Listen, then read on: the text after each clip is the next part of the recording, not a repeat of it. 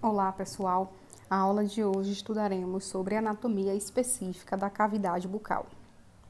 Então, hoje nós iremos, de fato, aprender os dentes, vamos aprender sobre os dentes, vamos aprender a anatomia dentária, do que é composto, né, o dente, qual é a sua composição, vamos aprender sobre os elementos que compõem a cavidade bucal, a sua função e assim por diante. Então, a cavidade oral, ele é o primeiro componente do sistema digestório, ou seja, é o primeiro local onde se inicia a digestão. Então, a digestão ela já se dá início na nossa cavidade oral, porque existem algumas enzimas, né, como por exemplo o amido, que ele já começa a ser digerido, começa a ser quebrado lá no nosso primeiro local do sistema digestório, que é a boca. Então, a digestão ela não começa somente quando o bolo alimentar ela chega no estômago, né? Passa pelo esôfago e chega ao estômago, não. A digestão ela já inicia na boca, certo? Por meio aí de algumas enzimas que são quebradas, e um exemplo delas é o amido. Então, ela já se inicia ali na nossa cavidade oral. E a cavidade oral, ela é constituída de quê? De lábios, bochechas, dentes, gengivas, língua e úvula. Então, lábios, como todo mundo já conhece, nós temos o lábio superior, o lábio inferior, temos a região dos dentes, certo? Dentes superiores, dentes inferiores, e a gente vai aprender também a numeração e a nomenclatura, o nome de cada um desses dentes, como é que a gente faz a divisão, o agrupamento desses dentes. Nós temos a língua, dividido em dorso, a parte do ápice da língua. Temos a úvula, que permite aí a nossa deglutição. E o palato, que nada mais é do que nós chamamos de céu da boca, que é constituído de palato duro e palato mole. A orofaringe, ela faz parte da cavidade oral, e é a parte da garganta, a parte posterior da garganta, né, que fica ali logo atrás da boca. Na orofaringe, a gente tem a base da língua, o palato mole, que é mais posterior ao palato duro, é a região mais próxima onde fica aqui a úvula, certo? E nós temos as amígdalas, tá? Que fica na parte lateral e posterior da garganta. Então, nós temos também aqui duas estruturas, que são as amígdalas, uma de um lado e a outra do outro lado. Também compõe aí todo o sistema da cavidade oral. E aqui nós temos uma representação da arcada dentária, tá? Com os dentes superiores, dentes inferiores. Nós temos as divisões aqui da parte da gengiva. A gengiva ela é dividida em gengiva marginal livre, que é logo esse iniciozinho, como eu falei em aula. Vocês devem lembrar que a nossa gengiva ela tem uma folga, né? Então, logo na parte inicial da gengiva, onde termina ali a parte da coroa dentária, a gente tem uma folga na gengiva, se chama gengiva marginal livre. Que folga é essa? É uma região em que nós chamamos de sulco gengival, porque ela não está totalmente aderida ao dente. Então, essa região dessa margem se chama margem gengival livre. Nós temos a gengiva inserida, que fica logo embaixo, e que é a gengiva que fica grudada, vamos dizer assim, fixa em osso. Ela é de fato inserida mesmo, ela não tem folga como a gengiva marginal livre. Nós temos uma estrutura chamada de junção mucogengival ou linha mucogengival, que é uma linha que divide, né, a região da gengiva inserida da mucosa. E nós temos algumas outras estruturas também, tá? Como a mucosa, a própria mucosa alveolar, que é essa parte mais vascularizada, a parte mais inferior aqui, mais avermelhada, mais colorada, né? Vamos dizer dessa forma. E é justamente a linha mucogengival que divide a mucosa alveolar da gengiva inserida. Tá? A gengiva inserida ela é mais fibrosa, ela é mais rosa, ela tem aspectos de casca de laranja quando está saudável, tá? E já a mucosa, ela é mais vascularizada, ela é mais avermelhada, ela é um tecido mais frouxo, vascularizado, certo? E aí, por diante, a gente vai ver outras estruturas e aprender todas as outras estruturas que compõem a cavidade oral, como freios e bridas. Aqui, por exemplo, essa estrutura, esse feixe fibroso, se chama bridas, e nós temos os freios também, e tem a mesma função e a mesma a mesma composição, tá? Então, vamos agora, de fato, focar sobre a anatomia dental. O que são os dentes, né? Os dentes nada mais são do que estruturas duras e são resistentes, de coloração esbranquiçadas, que são compostas por tem determinadas composições. É composta pela polpa, né? Nós temos determinadas estruturas dentro do próprio dente, né? Então, o que compõe o dente? A polpa, a dentina, o esmalte, e eles estão implantados na maxila e na mandíbula. E nós vamos ver um pouquinho mais adiante o que é a polpa, onde é que ela está, o que é a dentina, o que é o esmalte, né? Está disposto em fileiras, a fileira superior e inferior, que formam o quê? As arcadas dentárias. Então, o dente, ele é a estrutura mais dura que existe no nosso corpo, mais dura até do que osso, tá? Um tecido bastante mineralizado.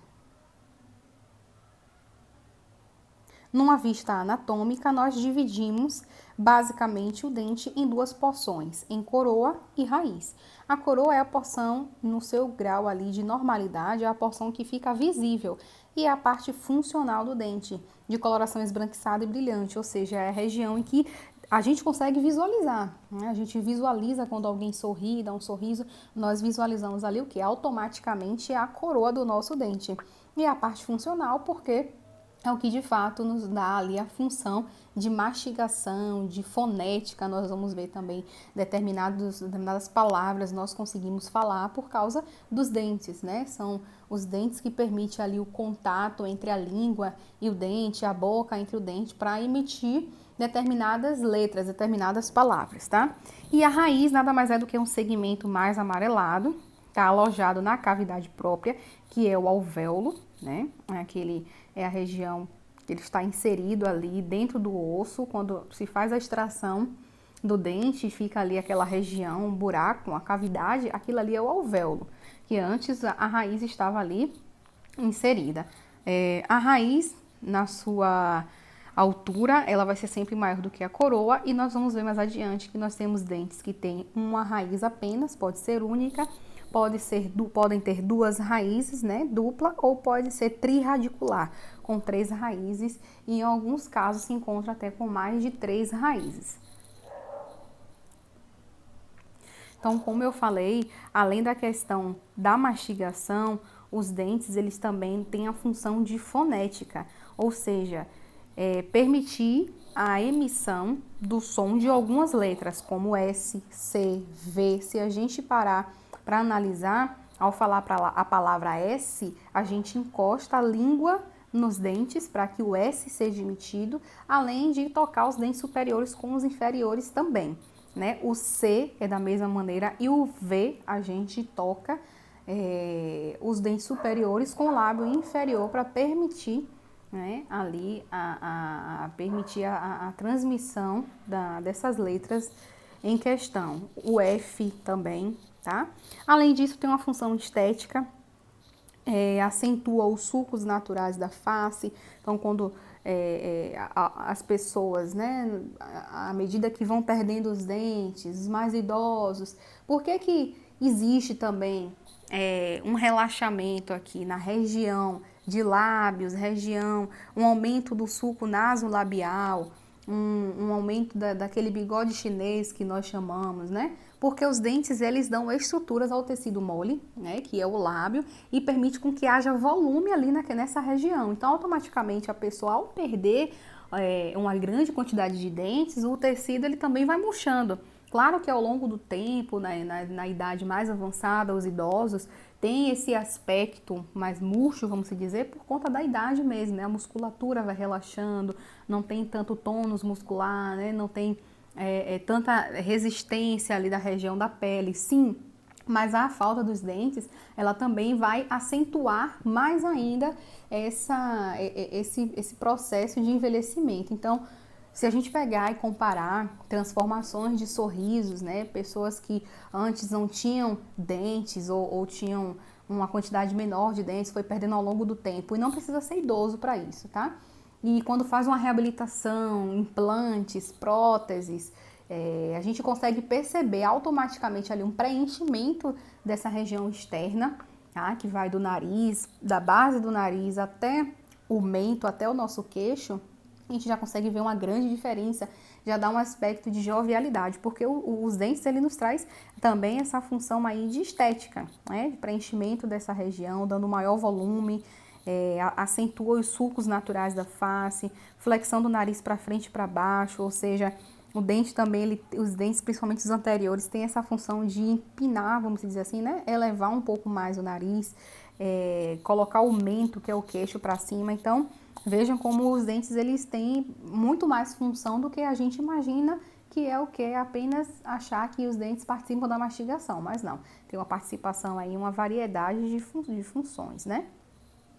Aqui é a demonstração de um sorriso belo, tá vendo? Nós temos aqui um sorriso considerado harmônico, no qual os dentes, as coroas estão devidamente expostas, sem exposição de raiz, porque quando a raiz ela está exposta, já não é um grau de normalidade, já existe ali alguma alteração, alguma doença, né, que permitiu com que aquela raiz fosse exposta, perda de tecido gengival por conta de traumas, por conta de mastigação excessiva, mastigação errada, escovação errada também de forma excessiva. Então, diversos fatores podem gerar ali a exposição de raiz, né, e que isso já não é considerado como normal. O grau de normalidade é a exposição apenas da coroa dentária, ela como um todo, que nós chamamos de coroa clínica. Temos a coloração da gengiva também, um aspecto bem saudável, rosa, né, sem aspecto de sangramento, de inflamação, nem edema. Nós temos aqui a representação, né, de um sorriso belo, quase perfeito.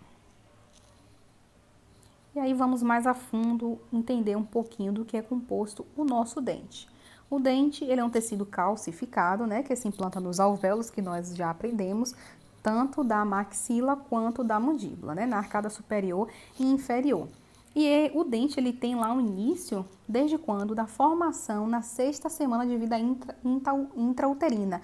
Ou seja, na 6ª semana lá, o feto, que está lá no processo, o embrião ainda está lá se formando, está na 6ª semana de vida intrauterina, já começa lá a formação dos dentes. Claro que tudo intraósseo, nada ainda, né, exposto na cavidade oral do feto, né, claro, tudo intraósseo, mas já existe ali um processo de odontogênese, ou seja, de formação, criação do dente, né, em partes, em tecidos. Então, mais basicamente aqui, o dente ele é composto pelo esmalte, dentina, polpa, osso alveolar, canal radicular, cemento, ligamento periodontal, vasos e nervos. Então, o esmalte ele é o tecido mais exposto do nosso dente, né? É a parte mais esbranquiçada, é a parte inorgânica do nosso dente, que é composto principalmente de uma estrutura chamada hidroxiapatita e uma quantidade muito pouca de água, tá? Esse é o nosso esmalte branco,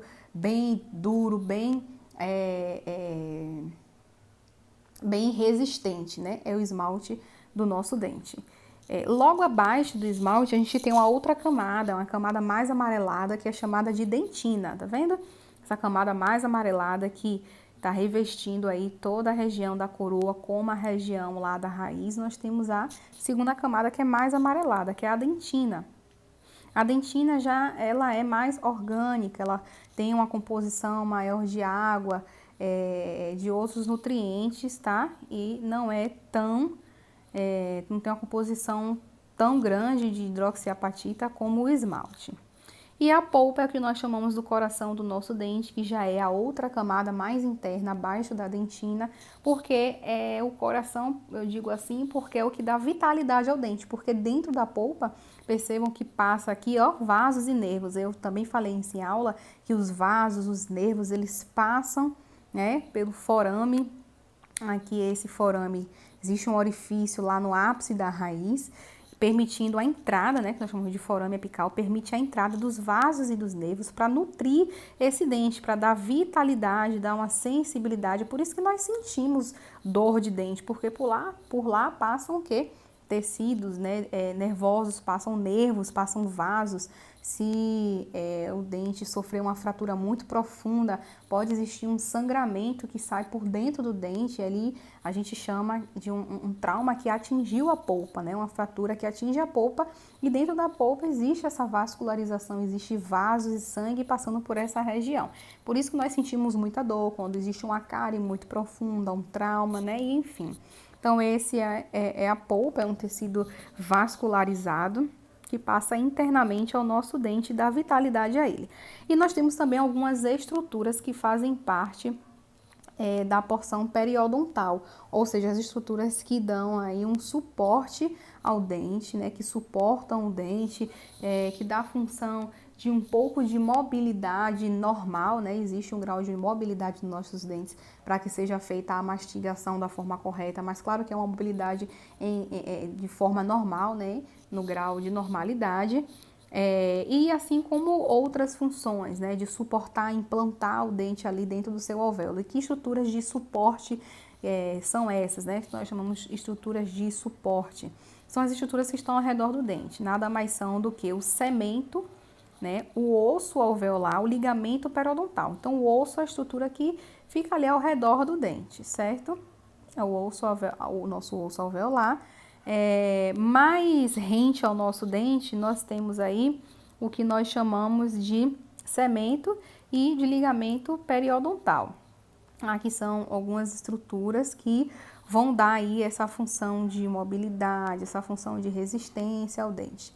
Enfim, são estruturas que estão ao redor do nosso dente, né, e que também tem a sua função, tem a sua real função ali na implantação do dente ali dentro do alvéolo.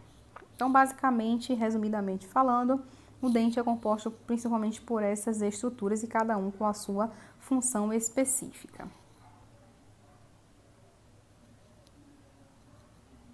E aqui a representação de como é que acontece aí o processo de uma cárie, né? Um processo carioso. Uma cárie, ela pode ser apenas uma cárie que atinge o esmalte, tá vendo? Essa mais pequenininha, tá atingindo apenas ali a região do esmalte, a região toda esbranquiçada.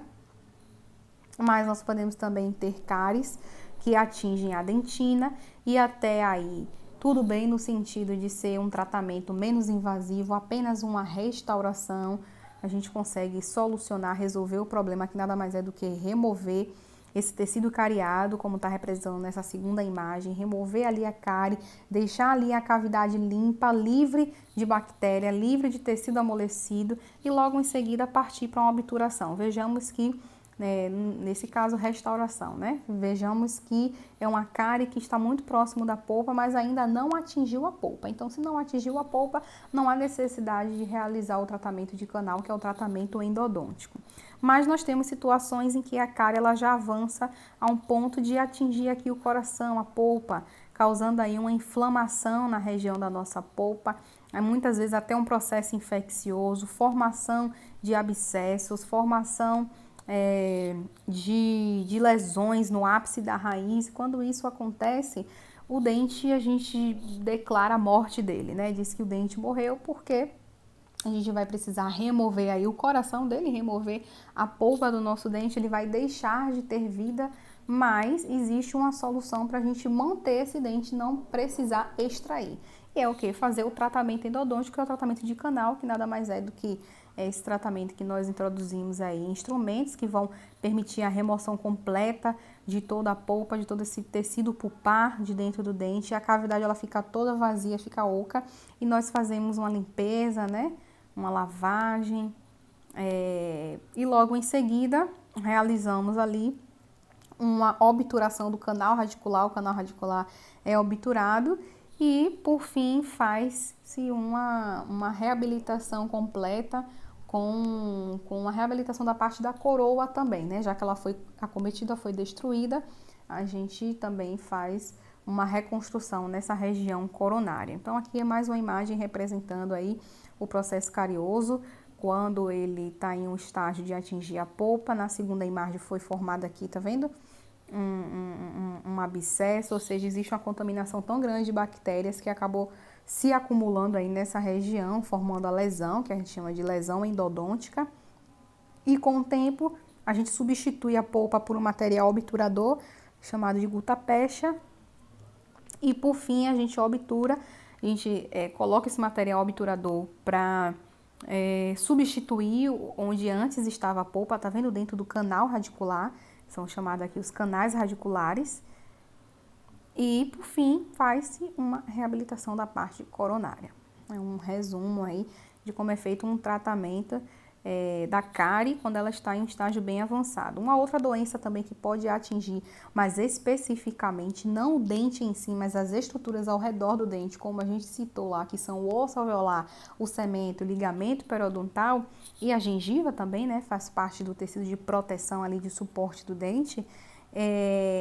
Existe também doenças que acometem essas estruturas, essa região, que são as doenças periodontais, ou seja, as inflamações que acometem os tecidos de suporte. Inicialmente ali se dá pela gengiva, né, que é a região mais exposta, externa. Então, primeiramente a gengiva ela fica inflamada, logo em seguida, se não for tratada essa gengivite inicial, ela progride para uma doença mais avançada e que acomete mais as estruturas internas, que é ligamento e osso alveolar, e é o que nós chamamos de periodontite, né? Então, essa doença periodontal, ela nada mais é do que uma inflamação que acomete a estrutura ao redor do dente por conta de que? Acúmulo de placa bacteriana. Então, mesmo existem bactérias, placas que se aderem ao dente e que causam ali, né, causam a cárie dentária.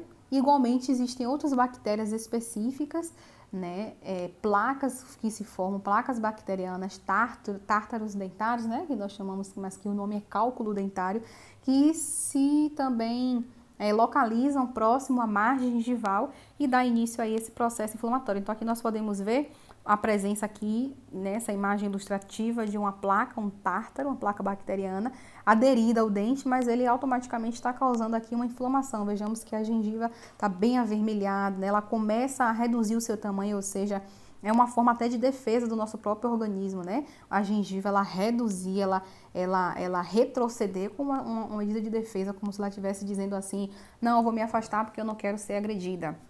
Então, ela começa a se afastar e é isso que causa as recessões gengivais, ou seja, a gengiva ela vai descendo, saindo de sua posição, e ao sair de posição acontece o que eu falei lá em cima, exposições de raiz. A raiz começa a ficar exposta, é por isso que nós não temos um grau aí já um estágio de normalidade, já existe uma doença instalada, tá? Então, com isso, forma-se ali bolsas periodontais, ou seja, a região onde deveria haver osso, não tem mais osso porque ali a bactéria, o próprio organismo, a própria defesa do organismo acaba destruindo essa região onde tinha osso, deixa de ter osso e fica um espaço vazio entre as gengivas. Esse espaço vazio chama de bolsa periodontal, né? Tá vendo? Temos aqui uma perda óssea e existe o tratamento, que nada mais é do que o tratamento periodontal, que é dividido aí em instrução e higienização do paciente, mostrar ao paciente como deve higienizar melhor para que essas placas não continuem se formando e para que a doença não continue avançando. Existe o tratamento, né, de seções de raspagem, nada mais é do que a raspagem supra e subgengival, ou seja, a remoção do tártaro acima e abaixo da gengiva, removendo todo o tártaro, desinflamando, descontaminando ali aquela região e dando aí um aspecto mais saudável, né, ao paciente, devolvendo aí a estética e a sua função. Então, aqui é um resumo também de uma das doenças que atinge a cavidade oral, específico ali sobre o dente, que é a periodontite. Então, nós temos os que mais acometem. Existem outras doenças, mas os que estão em maior quantidade, né, que é mais recorrente, é a cárie dentária e a doença periodontal, que pode ser gengivite no seu primeiro estágio ou pode ser periodontite no seu estágio mais avançado, tá? E ainda continuando com a função dos nossos dentes, tem a função o quê? De mastigação, já vimos que tem a função de fonação, de estética, e cada grupo, cada dente, ele tem a função específica. Então, nós dividimos os dentes em incisivos, caninos, premolares e molares, né? Os 4 primeiros dentes anteriores são os nossos incisivos, dividido em incisivos centrais, que são os 2 maiores, e os do lado dos 2 maiores é os laterais. tá? Logo em seguida nós temos os caninos, né? Um de um lado, outro do outro, que são os dentes mais pontudos, justamente tem esses nomes porque parecem dentes de cães, né? E tem uma função também muito parecida com os dentes com os dentes dos cães, né? Como eles usam ali os seus dentes, que é de rasgar ali o alimento. Logo em seguida nós temos 2 premolares de cada lado, são os dentes posteriores, e atrás dos premolares nós temos 2 ou 3 molares, né? Então, os incisivos centrais e laterais, eles têm a função de cortar o alimento. Então, primeiramente, quando a gente leva um alimento à boca, um pão, uma carne, a gente faz a incisão. Por isso que ele se chama incisivo, porque ele vai promover a incisão, o corte daquele alimento. Tá? Então, ele vai cortar primeiramente ali o alimento. Logo em seguida, os caninos, eles vêm com a função de perfurar e rasgar o alimento. Como ele é bem pontudo na sua borda incisal, ou seja, ali nessa parte aqui, essa região, isso aqui que eu tô mostrando, tá vendo? Só esse pedacinho aqui do dente se chama borda incisal. Então, como o canino ele tem uma borda incisal bem pontuda, a gente consegue fazer a perfuração e rasgar ali o alimento. O premolar, ele tem a função de amassar os alimentos, ou seja, preparar ele para que os molares triturem de uma forma mais agressiva esse alimento e se forme ali o bolo alimentar e a gente venha a deglutir, né, o alimento, passar pelo esôfago e o estômago. Essa é basicamente a função de cada grupo de dentes. Incisivos cortar, caninos perfurar e rasgar, premolar amassa e os molares tritura. Aqui nós temos a imagem do que eu falei lá em cima sobre o processo de odontogênese, né? Como é a formação do dente. Então aqui temos uma imagem histológica representando como o dente ele se inicia parecendo uma sementinha e aí ele vai se formando ali uma cápsula, à medida que ele vai se formando, vai havendo ali o crescimento, a formação do esmalte, dentina, polpa, até chegar no seu estágio final e é irrupção desses dentes ou erupção, ou seja, o nascimento deles, o aparecimento deles aí na cavidade oral. Então aqui é um resumo para vocês entenderem, né? Não precisa entender a fundo o processo, o que é que acontece, a formação de cada etapa, isso não é necessário. O importante é saber que existe ali a formação naquele período de vida intrauterina, a 6ª semana, em que os dentes eles começam a ser formados até chegar no seu estágio ali de irrupção, erupção, que geralmente são que ali nos 5, 6 meses, né, os incisivos centrais, os inferiores, são os primeiros dentes a irromper, aparecer lá quando a gente é bebezinho, quando é nenenzinho, né, lá na faixa dos 5 a 6 meses. E à medida que vai avançando, 7, 8 meses, já tem um outro grupo de dentes, 10 meses, outro grupo, 1 ano, outro grupo, e assim sucessivamente, até ter a dentição completa. E aí é o que nós vamos falar agora sobre a dentição. Nós temos 2 tipos, na verdade 3 de dentição, tá? É porque uma é a fase mista. Então, primeiro nós temos a dentição decídua ou dentição primária, que nada mais é do que a dentição de leite. Então, hoje vocês já vão aprender que os dentes de leite, a gente chama de uma forma mais popular, todo mundo conhece, né?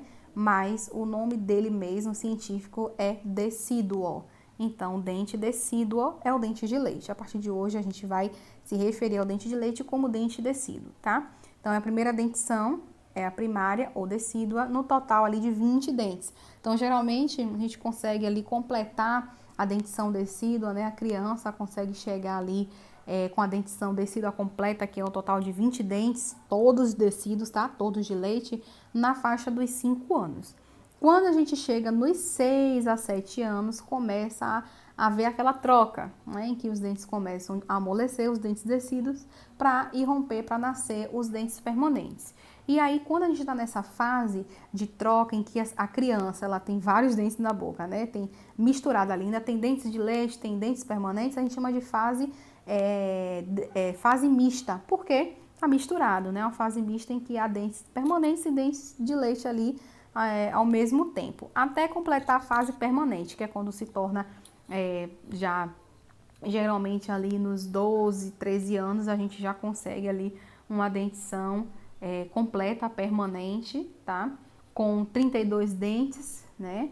Na verdade, a gente consegue 28 dentes, assim, nessa idade, quando começa com 15, 16, 18 anos e tem pessoas que ainda, até hoje, mesmo depois de velho, esse dente não irrompeu, que é o terceiro molar, que é o que dá o total de 32, né? Quando os terceiros molares eles irrompem na cavidade oral, são os últimos a nascerem, e em muitos casos eles nem nascem, em muitos casos eles nem existem, né? Tem pessoas que têm a agenesia desse dente, ou seja, não tem esse dente mesmo, nem dentro do osso, não foi formado, ou seja, papai do céu não deu o dente à pessoa, tá?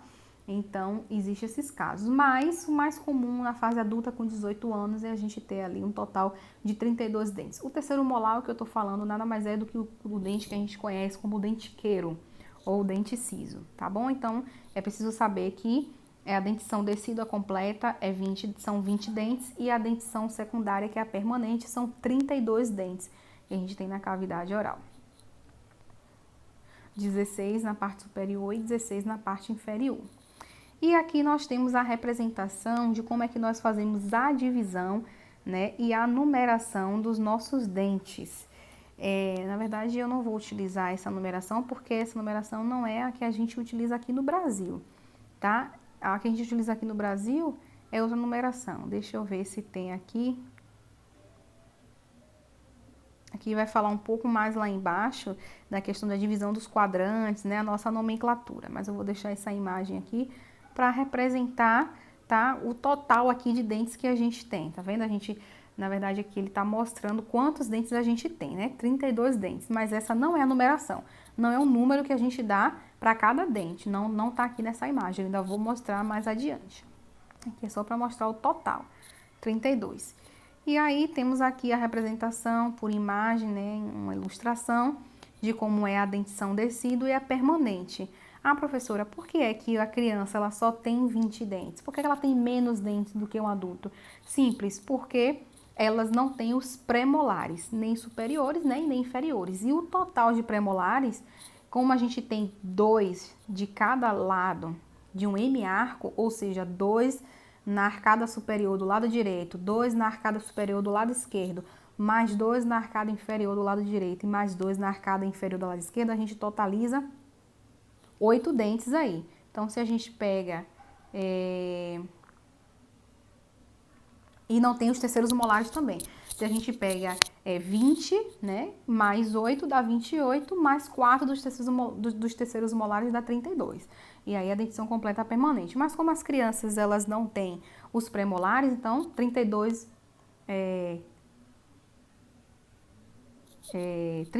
menos 8, e aí dá um total de 24, né, dentes, só que menos os terceiros molares que elas também não têm. Então, são 4 terceiros molares, dá um total de 20. Por isso que as crianças, elas, né, até os 5 anos ali, a dentição completa decídua, tem apenas 20 anos. Então, elas têm aqui os grupos de dentes, os incisivos centrais, incisivos laterais, caninos, e aí vem primeiro e segundo molar. Não tem premolar. Já na dentição permanente, a gente tem os incisivos centrais, incisivos laterais, caninos, primeiro premolar, segundo premolar, primeiro molar, segundo molar e terceiro molar. E a gente vai ver aí, depois a numeração, tudo direitinho, mais adiante. E aqui a imagem de um sorriso de dentinhos aí de leite, tá? E aí é normal também esses espaços, tá? É normal ter esses espaços, sim, é super normal, são chamados de espaços primatas, tá? Os dentes na dentição decídua, o normal, na verdade, não é ter os dentes juntinhos. Quando a gente tem os dentes de leite todos juntinhos, desconfie que quando houver a troca dos permanentes, não vai haver espaço suficiente para o permanente nascer, né? Para o permanente irrupcionar ou erupcionar. E aí a criança vai acabar, né? O adolescente vai entrar numa fase de dentição mista com os dentes apinhados, ou seja, dentes tortos, né? Geralmente são pessoas que têm a maxila mais atrésica, ou seja, mais achatada, né, mais estreita, que não tem espaço suficiente para irrupcionar aí os outros dentes, para nascer os outros dentes permanentes, aí vai gerar um transtorno, né, uma alteração que vai ser necessário o conserto com aparelho ortodôntico. Então, o normal é ter esses espaços na dentição decídua. Na verdade, é o ideal ter assim, chamados espaços primatas, para que, de fato, com a erupção dos permanentes, haja espaço para eles erupcionarem, né? Principalmente que as crianças não têm os pré-molares, então vai precisar de mais espaço aí para vir dentes que não existiam na dentição decídua. Já aqui temos a imagem de uma criança que está passando pela transição, né? Ou seja, a troca dos dentes. Vejamos que ela tem ainda dentes decíduos e tem dentes permanentes já, ou seja, ela está na fase da dentição mista. Geralmente, quando chega nessa fase em que a criança ela tem esses incisivos centrais separados, a gente acha que vai ficar feio, né? Ela tem uma fase feia e nós denominamos isso mesmo como a fase do patinho feio, porque é uma fase que não fica um aspecto muito bonito, mas é super normal, porque ainda vai nascer o canino, e quando nascer um canino, que é um dente robusto, um dente grande, ele vai nascer aí do lado dos laterais, vai nascer aqui, esse canino aqui, tá vendo? Aqui é um canino, só que esse canino ainda é de leite, tá? Então, quando nascer o canino, ele vai empurrar, vamos se dizer assim, tá? Esse lateral automaticamente empurra também o central e eles começam a se alinhar, começam a se juntar. Então, é super normal também nessa faixa entre 12 e 13 anos, né, em que tá trocando ali ainda os dentes, ser chamado, né, de fase do patinho feio. Agora, se depois que trocar a dentição e a dentição completar, ficar permanente e a pessoa, né, ainda apresentar desordens dentárias, ainda apresentar falta de alinhamento, falta de mordida correta, espaços entre os dentes, aí vai ser necessário intervir aí com um tratamento ortodôntico. Aqui temos uma radiografia, que é a radiografia panorâmica, ou seja, aqui nos dá uma visão, um panorama mesmo, uma visão geral de toda a nossa arcada, da superior e a inferior. E aqui também mostra a fase da dentição mista, né? Tá mostrando a criança trocando os dentes. Tá vendo? A gente vê aqui na parte mais inferior, lá debaixo da raiz dos dentes de leite, a gente tem outros dentes, né? Porque os dentes permanentes, eles ficam assim, abraçados pelas raízes do dente de leite. Sim, dente de leite, dente de tecido tem raiz. Por que é que muitas pessoas acham que não tem raiz? Porque quando ele sai, né, quando ele esfolia, ou seja, quando ele fica mole e a gente tira o dente de leite, o dente de tecido, ele já não tá mais com raiz, a gente praticamente não vê raiz, né? A gente só vê o que? A coroazinha, fica só o pedacinho grudado na gengiva. Mas, na verdade, isso acontece porque, como o dente permanente ele está localizado embaixo da raiz do dente de leite, à medida que o dente permanente vai subindo para poder nascer, para irrupcionar, ele vai formando, vai causando ali uma reabsorção, que é uma reabsorção normal, né? Vai perdendo ali a estrutura de raiz do dente de leite. Então, ele vai causando uma reabsorção da raiz do dente de leite, por isso que o dente fica mole, né? Porque ele já tá sem fixação no osso, já não tem mais raiz, fica mole e é preciso ele sair para dar espaço para o permanente. Então é por isso que a gente não vê, geralmente, nesses casos, a raiz do dente de leite. Se acredita que dente de leite não tem raiz, mas isso não é verdade. Todos os dentes têm raiz. A questão que acontece é essa, tá? Então nós podemos ver aqui os dentes permanentes ali, ainda na região intraóssea, né, dentro do osso, sendo abraçados pelas raízes dos dentes de leite, certo? Aqui a gente tem uma imagem aí de uma radiografia panorâmica. Aqui também é um manequim mostrando como é que fica ali a posição por dentro ali dos dentes de leite, os permanentes, à medida que eles vão nascendo, vão erupcionando, é assim que funciona o nascimento dos dentes, tá? Aqui é uma imagem que eu trago para vocês falando sobre essa questão da saída dos dentes de leite, né? Professora, existe situação em que pode haver a necessidade de extrair, de tirar, né, o dente descido antes de ele ficar mole, antes dele esfoliar? Sim, existe. E em que momento é que isso pode acontecer? Quando uma cárie atinge um dente de leite, mas veja bem, uma cárie que atinge de uma forma que destrói todo o dente, porque existe tratamento igual no dente de leite, igual como tem para o tratamento do dente permanente. Então, da mesma forma como o dente permanente ele pode ser restaurado se houver uma cárie e pode ser feito canal se atingir a polpa, o dente decíduo também ele pode ser restaurado e também pode e deve ser feito canal se atingir a polpa desse dente, tá? Mas existem situações em que a destruição foi muito grande e que não há possibilidade de recuperar o dente de leite nem por canal e nem por restauração. O que é que a gente faz? Infelizmente vai extrair, né? Mas precisa ser colocado ali um aparelho chamado mantenedor de espaço, que é esse aparelhinho, tá vendo? Que vai justamente manter o espaço ali, tá?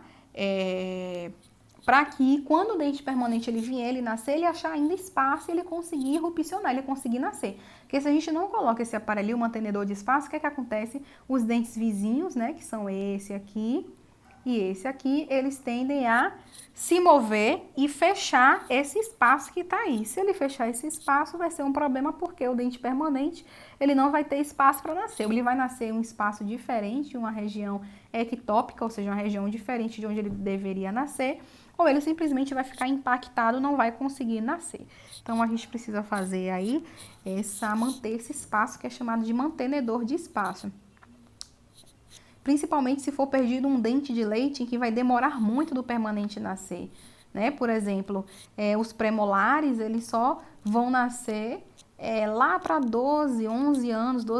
E vamos supor que o dente de leite que fica no lugar do premolar, que é o primeiro molar descido e o segundo molar descido, que ele foi afetado, vamos supor que ele foi afetado pela cárie de uma forma bem devastadora, em que o dente ficou bastante destruído e não tem como recuperar, e a criança tem apenas 7 anos. Então vai demorar muito, né? Vai demorar 3, 4 anos para o permanente nascer.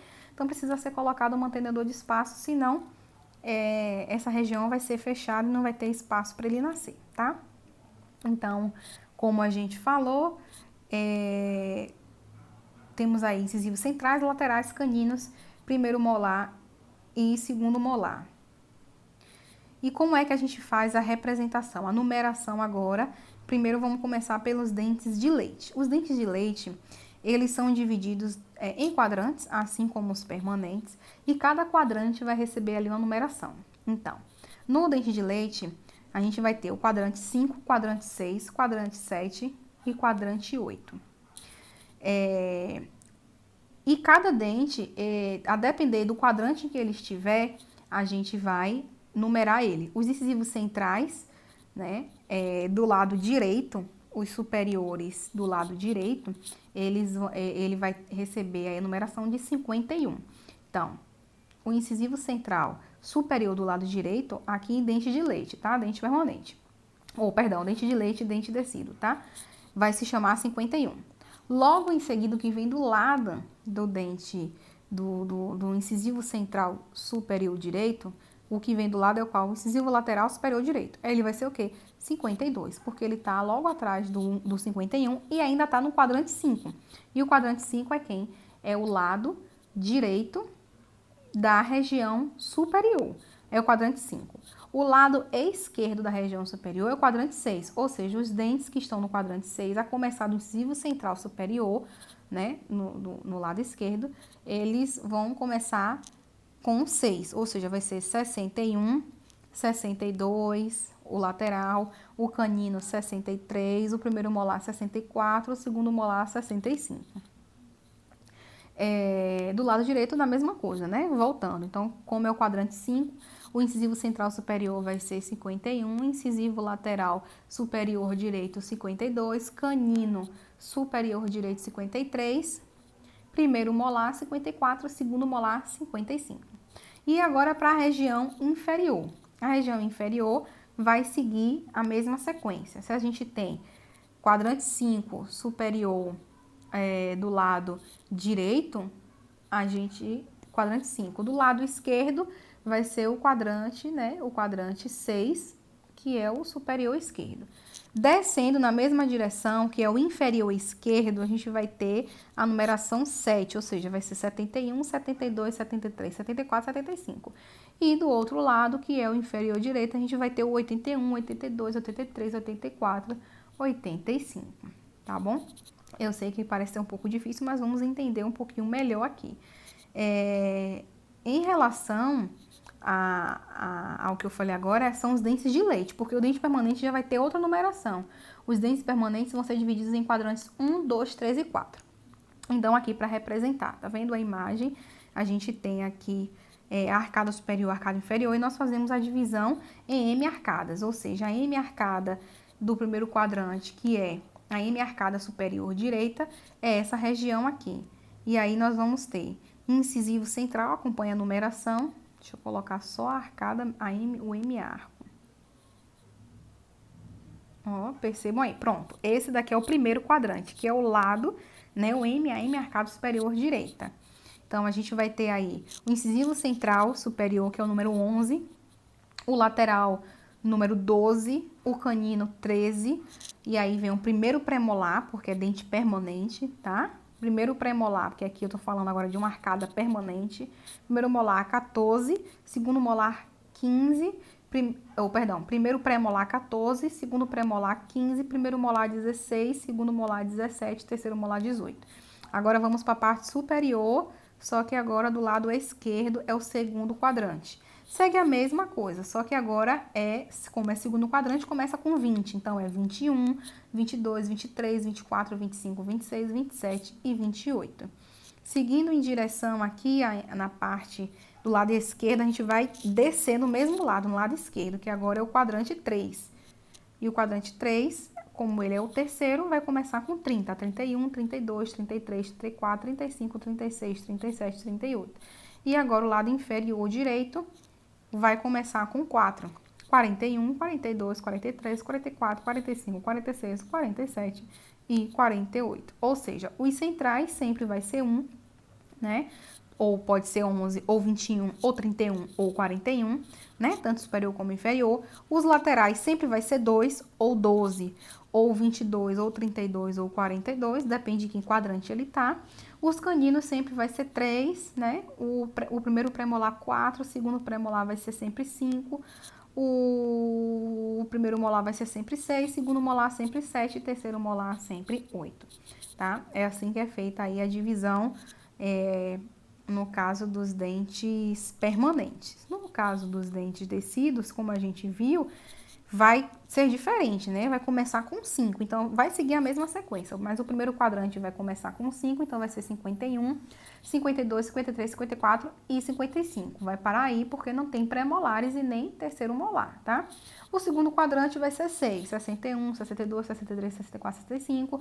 O terceiro quadrante, que é logo embaixo, né, do segundo, vai ser 71, 72, 73, 74, 75, e outro quadrante vai ser 81, 82, 83, 84, 85. O que é que vocês precisam saber disso? Porque no preenchimento de uma ficha que é chamada odontograma, que é uma ficha inicial, quando o paciente ele entra na clínica e ele faz a avaliação, a gente precisa ter essa ficha em mãos. E nessa ficha a gente vai anotar tudo que o paciente ele precisa fazer, tudo que o paciente ele tem. Então, para eu saber que eu preciso fazer um tratamento, uma restauração dental, eu preciso identificar o que é que tem naquele dente. Então, se tem uma cárie naquele dente, eu preciso saber em que face também está aquele dente, que a gente vai ver também que os dentes eles têm a nomenclatura em relação à face. Cada parte do dente tem um nome específico, um nome diferente, tá? E a gente vai entender, aprender isso para saber preencher um odontograma, porque se o dentista disser, o paciente no dente 32, ele tem uma cárie na face vestibular. Então, vocês precisam saber o que é face vestibular e qual é o dente 32, né? Então, a gente vai aprender isso no preenchimento de odontograma, mas nesse momento, fixem mais essa parte aí de aprender a numeração de cada dente, o nome de cada dente e a numeração, para aí sim a gente conseguir partir para a questão da nomenclatura. E aqui a representação de alguns dos odontogramas que existem. A gente tem o odontograma dessa primeira maneira aqui, que tem assim o desenho, o formato de cada dente, tem a numeração embaixo para fazer a marcação. E temos dessa forma aqui, que não tem o desenho dos dentes, os dentes são substituídos por esses quadrados, que cada parte, essa divisão desses quadradinhos, vai ser uma face do dente que, na verdade, eu acho mais fácil e é o que a gente mais utiliza, esse tipo de odontograma. E eu vou representar, não aqui no slide, mas de uma forma que vocês consigam entender. Eu vou fazer uma gravação à parte, preenchendo um odontograma e explicando a vocês, tá? E aqui eu vou parar a aula, né? Vou dividir ela em duas partes e vou dar continuidade no próximo vídeo, que a gente vai entrar aqui agora na nomenclatura, na parte, né, o nome específico de cada região dos dentes.